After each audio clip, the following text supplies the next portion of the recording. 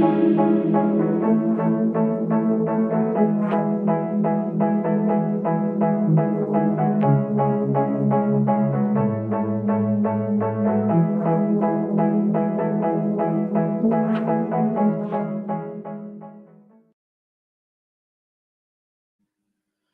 Yvonne.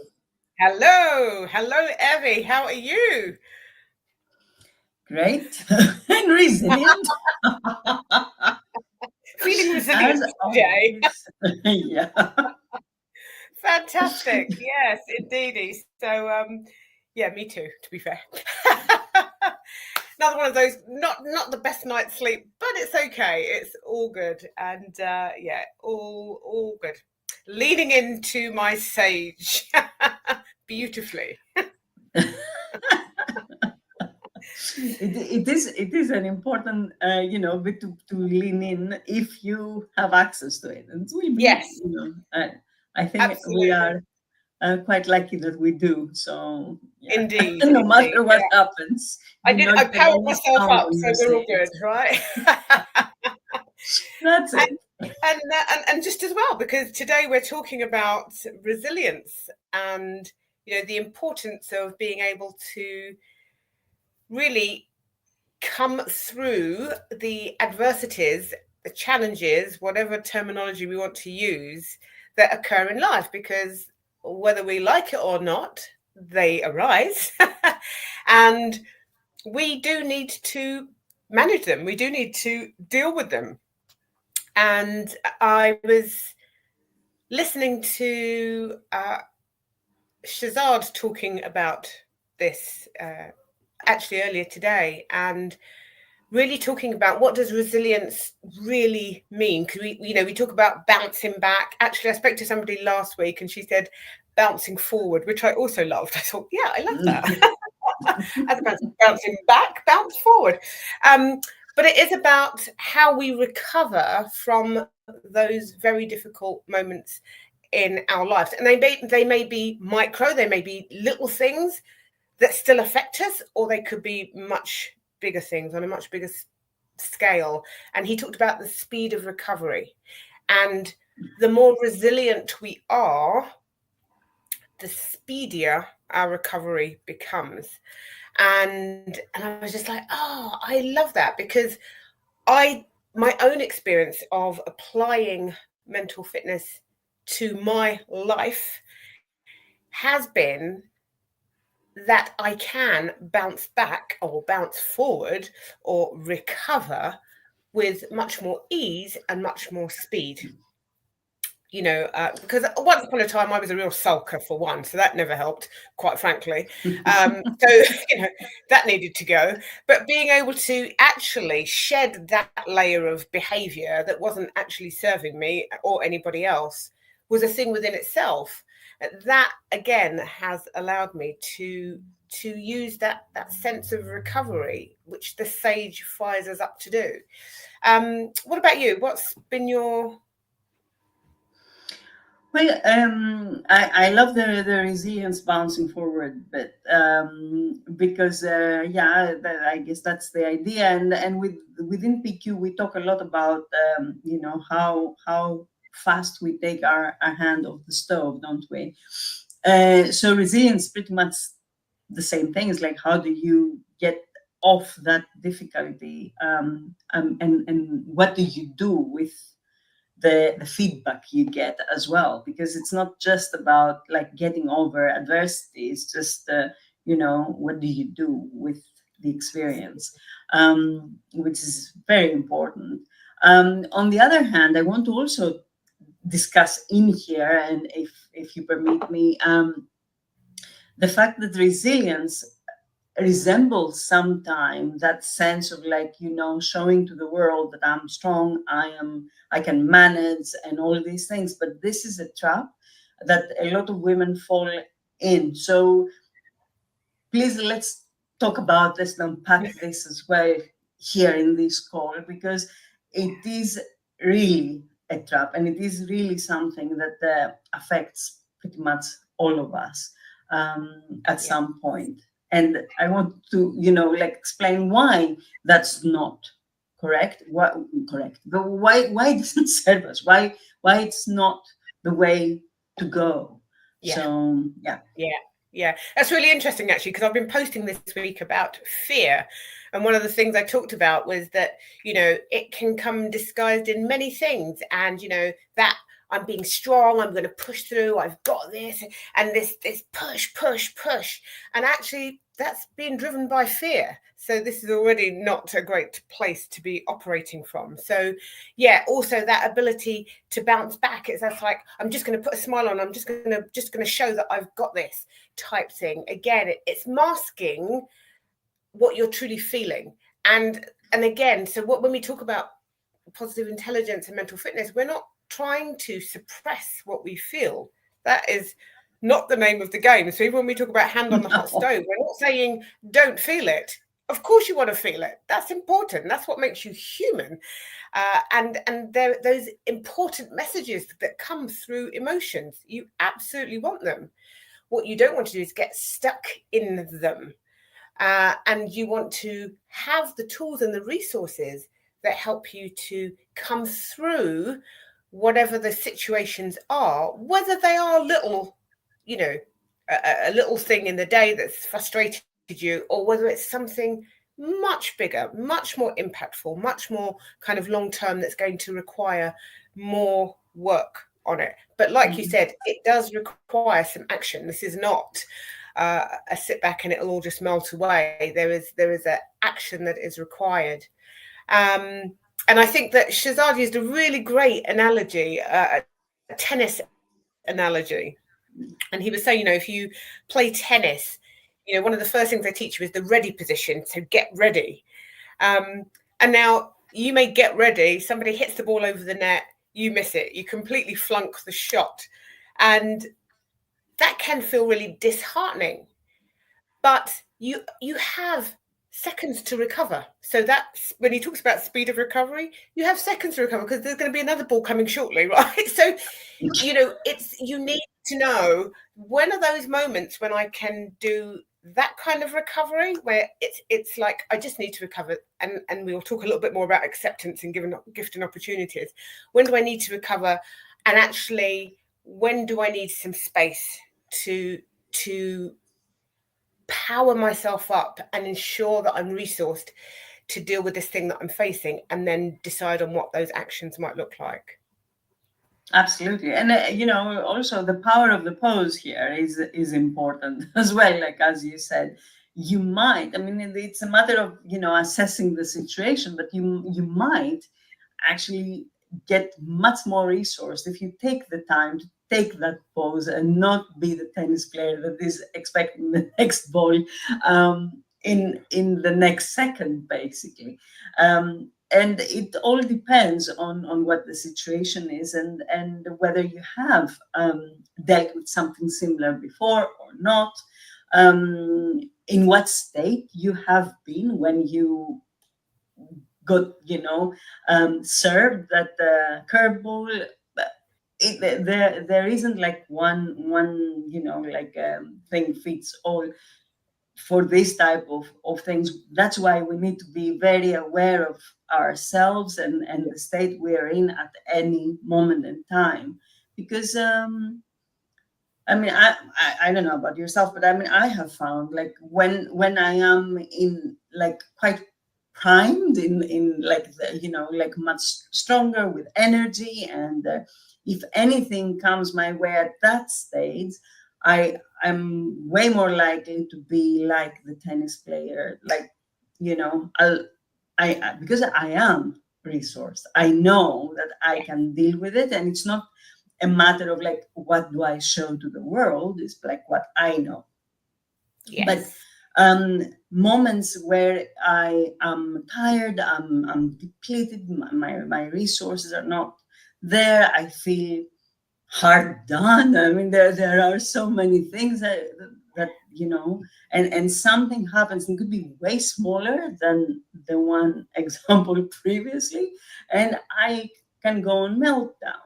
So you need to really listen to really understand the situation. It's not that in like you're dealing with two different people. You're dealing with the same individual here, and it's not about me not being or being resilient. So and I'm saying that for the people, like, don't you know say, like, how do you call it, completely label yourself as no, I'm not a resilient person because this happened. You can surprise yourself big time. And I think people find out how resilient they are when, like, really big things come their way.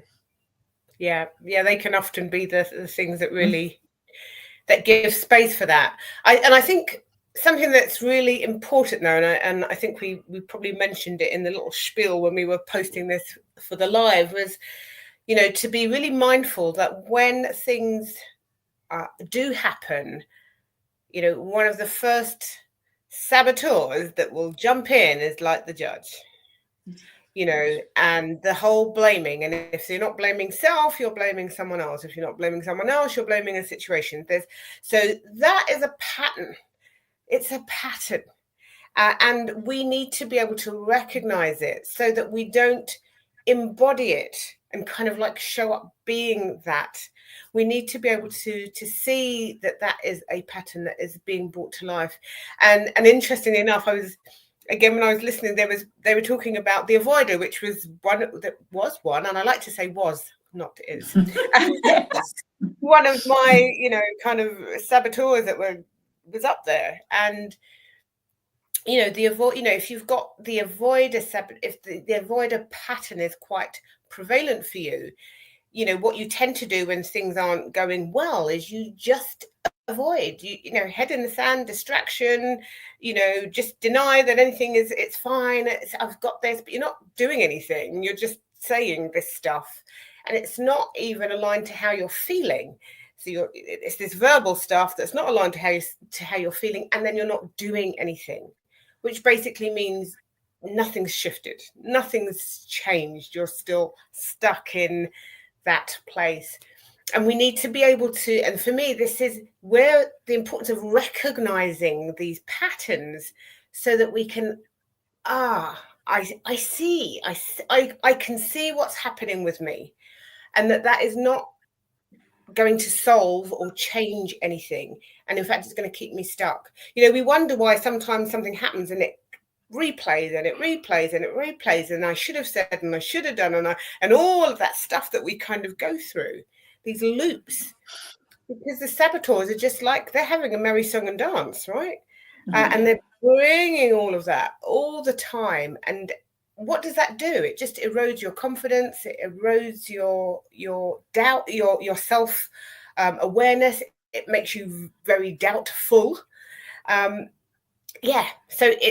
we need to build that resilience. What we need to be able to do is understand the patterns that are likely to come up, and then look at what are the behaviors that we need to take on board to take us into a different space, a different way of looking. And that's where we talk about the sage perspective. Absolutely. And I love what you mentioned there about alignment, because, like, resilience is one of those things that we can completely disassociate, like, between the body and the mind, because of, what we show and what we feel. And when we are in that state, it's very hard to bounce back, because we're trying to hold basically all the plates in the air, and we don't have any hands left in a way to support anything. And like, it is not a good place to be, because the crashing is going to be very hard. It's not about, coming down slowly. And that is, to me, that's very dangerous. And that's why I want to, talk about this particular thing, not just showing to the world the brave face. It's not about that. And positive intelligence gives you amazing tools to keep and steadily being aligned, And as you very nicely said, lean into your sage. And it might be like for smaller things in the beginning, but I mean, I'm sure you have experienced and I have experienced as we do the work and we are more involved in it, like more and more the sage perspective becomes like a go-to thing.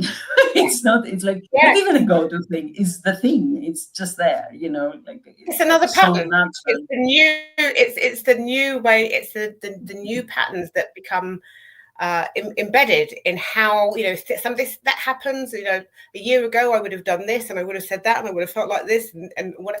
Now I do this differently because I have the resources. I do my mental fitness exercises. I ensure that I am powered up, right? So that when something happens, I can still feel what I feel. I just go about dealing with it differently. And and instead of it taking me a day or 2 days or 3 weeks to recover from the thing, it now takes me a minute or 10 minutes or half a day, right? So it's just shortening that space, which for me is really important, because what we're saying is you still want to feel what you feel, and I think that's really important in this message about resilience, because I think the message with resilience that we often get, or that is still kind of tinged in the air, is the stiff upper lip, be really strong, don't cry, and all of this. And that for me isn't resilience. That's just numbing your emotions. And and to a certain degree, I find that quite dehumanizing. It's just like, why would we want to do those things? I feel that we need to be able to do the hand on the hot stove, feel the feeling, and then be able to come to a place of, what have I got to tap into that will help me shift? And we know about the 5 powers of the sage. We know that we can tap into empathy. Sometimes it is about empathizing with ourselves or with others, showing compassion. Sometimes it's about exploring and actually being able to understand, what is it that I'm not seeing in this situation? And that for me is a really common one, because we can get so blinkered. This has happened, this is what this means. And you said earlier about, have we experienced this before? But I think sometimes that's what people do. This is what happened before, this is what I need to do, or this is what this means. And actually it could mean something completely different. So actually giving yourself the opportunity to explore, innovate, how else might I be able to deal with the situation? And if you are struggling to do that, maybe bring somebody else on board to help you do that. You don't have to do everything on your own. Absolutely. And I think one that I particularly love around the sage perspective and using the sage to kind of help us bounce forward is navigate. How important is this really? So I didn't get that thing done. Has the world stopped spinning? Have people, has anything awful happened on the back of that? We get quite good at catastrophizing, and we need to be able to, reel that back. Really what is truly important. And then, as you said, which is again really important, is activate. What's the action? What am I ready to do, and what am I not ready to do? And that's okay. Right? So it's and being able to almost watch how over time, as you begin to power yourself up, you can just recover with greater ease and not keep on holding on to thoughts and feelings that kind of almost crush your will. And of course there'll be situations much greater that have much more impactful circumstances where your recovery is just going to be longer, and that's okay too. That's the thing, is like, allowing the things to unravel, and you have the tools. So if something takes longer, well, it does, and that's okay. But I love what you said about navigate, and I have a little tool that I use with regards to that. When it comes to anything that bothers me, I usually look forward maybe a week, a month, 3 months, 1 year, whatever, depending on the situation. Say, how important will that thing be then? Because when you shift your perspective like this, it's very likely that you're going to be able to get rid of the overwhelm, first of all, and be a little bit more present to see how to navigate the situation in a way that it's going to be more serving. It might still, take time. It might still be hurting or whatever else, but at least this gives you the opportunity to see things from a different perspective. And I use it personally as a game, because sometimes it is like that. You need to gamify anything that you do, because otherwise the balance in things in life can be quite overwhelming. So if you can use that, that's not something that I use. Maybe it will help somebody else out there. Yeah, there is. Well, for me, being able to be playful it's such a brilliant tool. It's such a brilliant thing to be able to do. It's not appropriate for everything, but where it No. is, where it can be utilized, great. Where it can't, it can't. And just going back to that story that Shazad was saying about the tennis, and just understanding that, when we talk about the sage perspective, acceptance, gift, opportunity, that when you're in the middle of a game and something goes wrong, if you're in the middle of the game and something goes wrong, you haven't got time to be thinking about gifts and opportunities. So literally your go-to is the acceptance. I have to accept that I did this, I missed that, or whatever. I need to just accept that, because I need to get queued up and ready to go again. And then he talks about, like, if at the end of the game you've lost the game, right? So this is just an analogy. You've lost the game. Now there's a much deeper feeling that goes with that, because there's a bigger loss. And actually being able to, you again, coming away, you may not want to accept that. You may want to sit with what you're feeling and disappointment and all of those things. And then being able to say that there will be a gift and an opportunity. I may not see it right now, but I know that it's likely to show up at some point, that I know that there's a gift and an opportunity. And this is really, for me, about lessons that we learn, what's that nugget that we can take away that will help us going forward. And I think sometimes for me, this thing around challenges is, if we can pause and get the nuggets, we are strengthening ourselves for other situations that will come along that may be more challenging, maybe more difficult, maybe many things. But if we've taken the nuggets from these other situations, we've already strengthened ourselves. Then if we're doing all of our mental fitness, if we're doing our practice, and we're making sure that we are constantly developing our neural pathways and breaking all those old patterns, wow, what are the possibilities that when things start to happen unexpectedly, we may not always have the answer straight away, but we feel much more empowered to be able to deal with them. Yeah, because I mean, in essence, subconsciously, what you're doing is you keep resourcing yourself. You keep making sure that you have the tools and you have the ways. And I mean, I really love that about gift and opportunity. And I know, like, in some occasions, we will not really be able to see the gift until maybe even years later.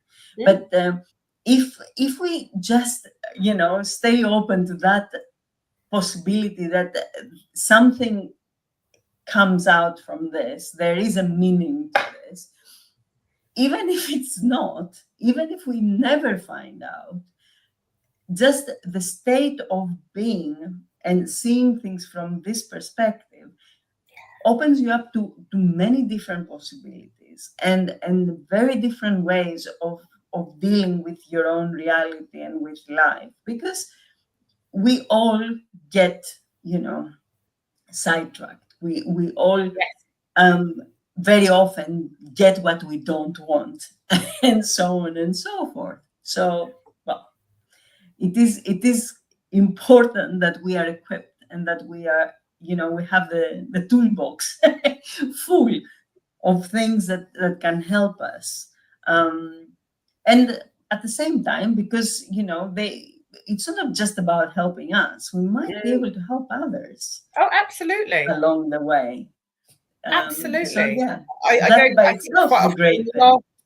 when we're helping ourselves, we generally are helping others. That's, there is always that knock-on effect that's for me is about always understanding the connectivity that we have, whether we want to believe it or not, or there is a connectivity, and what happens here affects something here, always. Which is why when we talk about, that gifted opportunity, sometimes for people that does, it's like, well, how can there be a gift when something awful has happened? But we know a story that kind of demonstrates that. So this happens and it looks really bad because, we've trained ourselves to think that is really bad. But actually something else comes out of it that is actually really good. But is it really good? Because we've trained ourselves to assume that that's good. So it's just allowing for some of that flow of life, but ensuring that we are resourced to deal with that flow, whatever it looks like.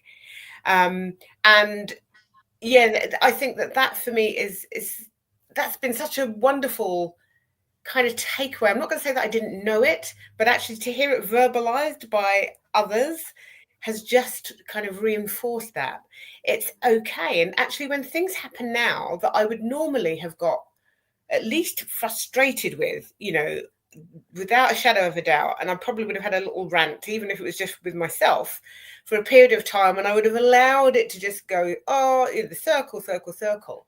It's just like, like I just call my saboteurs out for what they are. I'm just like, Judge, I hear you, I see you, stop already. I'm just done with that. And just by calling it out now, because I am more resourced internally, it's just like I call it out, and it's almost like it goes, okay then. And that allows me then to think about what needs to happen. What needs to happen here? What do I need to do? It's just like that voice just shrivels. But that takes work. So let's also be very honest that, I feel like the work that you put into really building a solid mental fitness base, it will serve you for a lifetime. But you've got to do the work. You've got to do the work. And if you do it consistently, wow. But, we do the work for anything, like all the time. And the years and the time passes anyway. We may as well, like do things that do a service, or they are of our own interest at the end of the day. Because if we want to be showing up strong, really, literally strong, and strong doesn't mean that, as we mentioned, that, everything that comes your way, you're like there and you take it on, in a stride, and I don't know what. At the end of the day, we all have our moments. But generally speaking, if you want to be strong, if you want to take control of your own life, you do the work. You need to do the work. You need to take the time, because I don't think that there is much in this life that it just happens in 5 seconds. I don't know, in your experience, if there is any. No, these are, and let's be clear and say, do work. It doesn't have to be hard work. It's just consistent work. So it's the consistency. And I think, again, the great analogy for that is, if you want to have a fitter, stronger body, you go work out. You don't go work out once and think that you've got what you came there for, right? You don't get it in one session. You probably don't even get it maybe in 10. It's the fact that it's a lifestyle change. It's something you sign up to, that you do continuously to get the desired outcome. And actually, much like fitness, if your health is something that's truly important to you, you don't just sign up to a 3-month program and then stop doing it. It becomes something that you continue to do, because actually I'm not doing it just for the holiday or just to wear a bikini or just to, or whatever that stuff is. You're doing it because you want to feel good and you want longevity and you want to be well for yourself and for your loved ones. That's a very different approach, but that's where the work comes in and you become consistent, because actually that's the stuff that matters, what truly matters. Mhm. And exactly the same with mental fitness. You know, if you want to be resourced for when life comes at you with stuff, developing your mental fitness is not a nice to do, it's a necessity. It's something that you need to work on, and you need to be consistent. Does it mean you need to spend 10 hours a day doing it? Absolutely not. You can do this.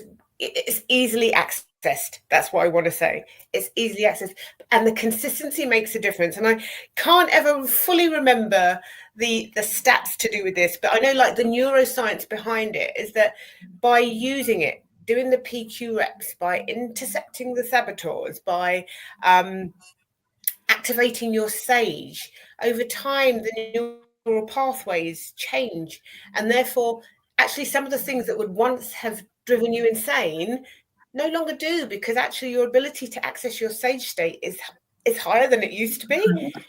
And then other things may still activate you, but they last for less time and they happen less often, because again your level of sage activation is higher.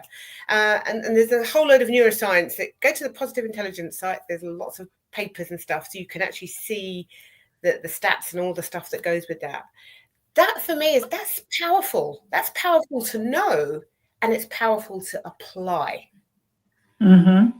And also it shows you that our physiology allows for this to happen. Yes. It's not about okay, I have decided something, you have decided something, and now we are bringing it to the world.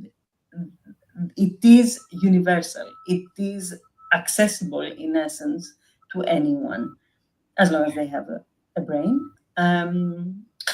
So for the thing, but I mean, yeah, I'm talking about the physiology is there. It's accessible. Just absolutely. it's up to you whether you want to use it and change things for yourself or not. And the most important thing is that yes, you do need to do the work, but the work is not extremely difficult, and it can be like a habit that is developed over time that you can use. And I think when you're aware that something is really making you feel so good, it becomes a habit without even realizing it, and then it's there, it's done. I mean, we've done it. We can speak from experience, definitely. Absolutely. I'm still doing it, so let it be said that this is not the end of the road thing. So this is again, it's the life commitment, because I know that by doing the practice on a daily basis, my ability to deal with all that life has to bring, the brilliant stuff and the really difficult stuff, is much easier for me to access in a place or from a place of calm, and for me, joy, as opposed to a place of fear. And that matters to me. That absolutely matters. And of course, that my ability to do that impacts the people around me. So I do see it as something that it's not about serving self. It's about serving community. It's about serving and having a ripple effect in a positive way that goes outwards. So there's, I think there's so much there, but I think that understanding that what we're doing is just creating those new neural pathways that then become the go-tos, is what you were saying, Evi. They become the go-tos. They become the auto, and they're working in our favour. And they're accessing the parts of the brain where we get the better, more helpful, more kind responses from, right? And that's got to be a good thing. 100%. 100%. Yeah, and I think that's us for today. I think it is. I think we're going to go and bounce forward. Absolutely. Yes. And just actually the final thing that I wanted to say is be really mindful of the stories you tell yourself, because when things happen and you say, I can't help feeling this way, I can't do anything about it, you begin to live that pattern. That's a pattern of belief, and then you start living that out, and you'll probably have neural pathways that support all of that, because the saboteurs will have done their lovely little work. Understand that language, even from that point, is, even if you're not sure of what needs to be done, is just to hold tight on that language and just what might be possible. Even if I don't know what might be possible, I don't know what might be possible right now. I just know that I don't want to believe that nothing's possible. I don't want to believe that there's not a way out of this. I don't want to believe that there must be, and maybe I just need some guidance, and be willing to be vulnerable, so to share, and then find tools and resources that help you and support you to be in that state. 100%. I mean, there is another common one that people say, that's how I've always done it. And that always, keeps you in the same spot in a way. So, yeah, be very aware of language. Language is very powerful. Very powerful. Very powerful. And I mean, even we can invite the people to our live this Tuesday as well, no? Yes. Because if anyone wants to discuss this further, we can have that discussion. Yeah. We'll be doing it. It's a live workshop on Tuesday the 29th. We've got a live workshop. Really, if you want to find out a little bit more about what this whole saboteur things and what might be the pattern or patterns that you are in autopilot with. So, you won't know necessarily. You might recognize them when you have some information for them, but you may not necessarily know that that's happening, because it's autopilot. And it is the way that you have done things, and it is the way that you have responded since day dot, all of that stuff. And what we're saying is that you do not have to stay with those patterns. You have an opportunity to change that. And the work that we do is very much based around doing that, because we know that brings you a level of freedom, a level of joy, a level of living life in a very different way. And I personally, and I know Evi, you do too, want the best for people. So Come find out. Absolutely. Come find out. Yes. Excellent. Thank you very much, Evi. This was great. Always a pleasure. Always a pleasure. Thank you to anyone who's listened in, anyone who watches on replay. We appreciate it. Any comments, any thoughts, please do leave them under the video. We do check. And we look forward to joining you again next week. Thanks, Evi. See you next week. Bye, everyone.